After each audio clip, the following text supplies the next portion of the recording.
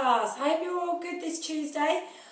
Just to give you a little heads up on some of the things that we're doing. It's been great to see some of the work that you've been sending in. Some of you have been working really hard and it's really lovely to see all of those things.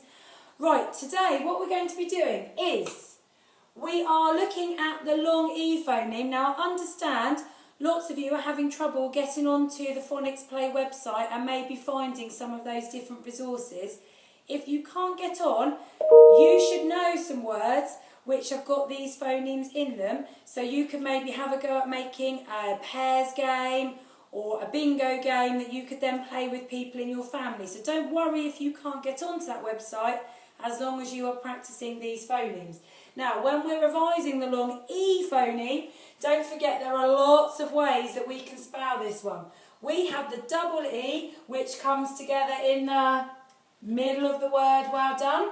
We have the EA, which also comes in the middle of the word. We have our split vowel digraph, where we have to remember the E that goes on the end. We then also have the Y, that often makes that Y, and that comes on the, not the Y, it makes the E sound, comes on the end of the word. And we also have the EY that comes on the end of the word. So there are lots of spellings for this one, but make sure you're practicing all of those. And as I say, if you can't get onto Phonics Play, have a little go at making a game or something with your families. Guided reading today, we are looking at our word of the week. Now our word of the week from that Sir Charlie Stinky Socks book is overjoyed. So this word is actually made up of two root words. You've got the word over, the word joy, and then you have got that ed suffix added on the end.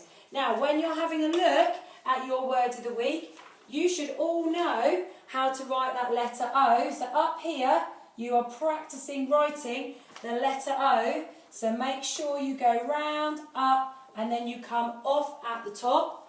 What type of word? So maybe have a chat with people in your family about what kind of word they think it is.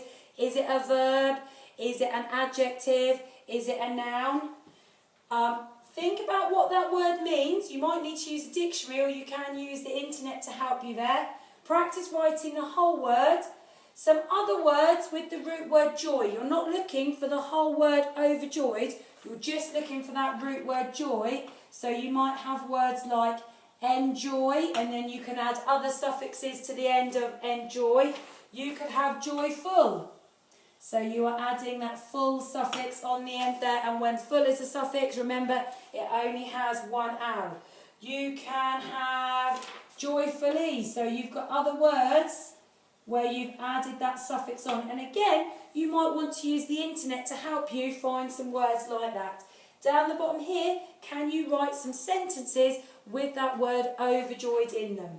Okay, so you can practice some counting. We've been practicing, and you should be able to count in 1s, 2s, 5s and 10s. Today when we counted in school, we were putting actions to these, and every time we counted we were jumping, we were doing little dance moves. So make sure you're keeping that fun and you keep practicing your counting. Today I'd like you to carry on with your division with your spinners, and again it's the same. The little pink ones you can divide into two groups. The numbers on the blue spinners you can divide by 5, and the numbers on the green you can divide by 10. Some of you, your numbers may not divide exactly. That's because you are looking for remainders. There might be some left over, and we did a little bit of work on that in class today with somebody that was here. And so you're looking for dividing that number down as far as you can, and then you should just be left with a little bit at the end. So when you're dividing, you might want to draw a diagram. So if you were doing 25 divided by 5, what you would draw out is you might draw 5 groups out, and then you would share out your 25 items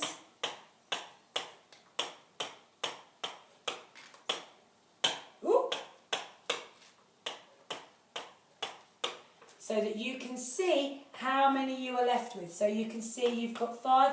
You might draw an array, and the children, you should know how to draw an array.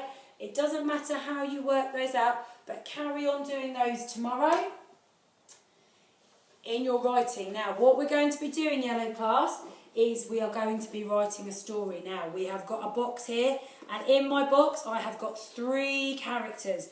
I'd like you to write a story. Oh, we've got an owl. About an owl. What kind of owl is he? A kind owl? Maybe he's going to be a bit of a silly owl. Think about what sort of character he is. We've got a little mouse. Think about maybe the part the mouse might play. And we've got a caterpillar in our story. So what I'd like you to do today is to use your story map to plan out your story. Now don't forget, sometimes when you're doing that, you might need to write some words in so that when you're writing your story, you've got words in that can help you when you come to start writing your story tomorrow. And remember, when we do a story, think about something that's happened that maybe needs to get sorted out or fixed so that we can come to a conclusion at the end of the story and our story gets sorted out. So those 3 characters, you've got an owl, a mouse and a caterpillar. So they could be very exciting stories. Well done. Right. Handwriting today, we are looking at the letter I. So I, nice and easy, up, down, dot. Up, down, dot. And it's a short letter. It doesn't go above the lines. Then we're going to add the IT on the end. So we've got it. So we've got a short I, tall T. Short I, tall T. And then we have got the 2 words. We've got sit. So we've got our wiggly S. And then we dot and cross when we finish the word. Then we've got fit, the word fit. So we've got that F. F is the only letter that goes all the way up and all the way down. Okay? So remember that F goes all the way up, all the way down. We cross and dot. Okay? And our last thing for today is having a go at making your stable structure. I'm going to put some pictures later on the website of the ones that were designed here at school today. So if you can, have a go at making your structure, and it needs to be stable. So we need to see that it can stand up. When you've built them, take some pictures of your structures and send them in to me. That'd be really great. Thank you very much, Yellow Class, and look forward to seeing you soon. Bye!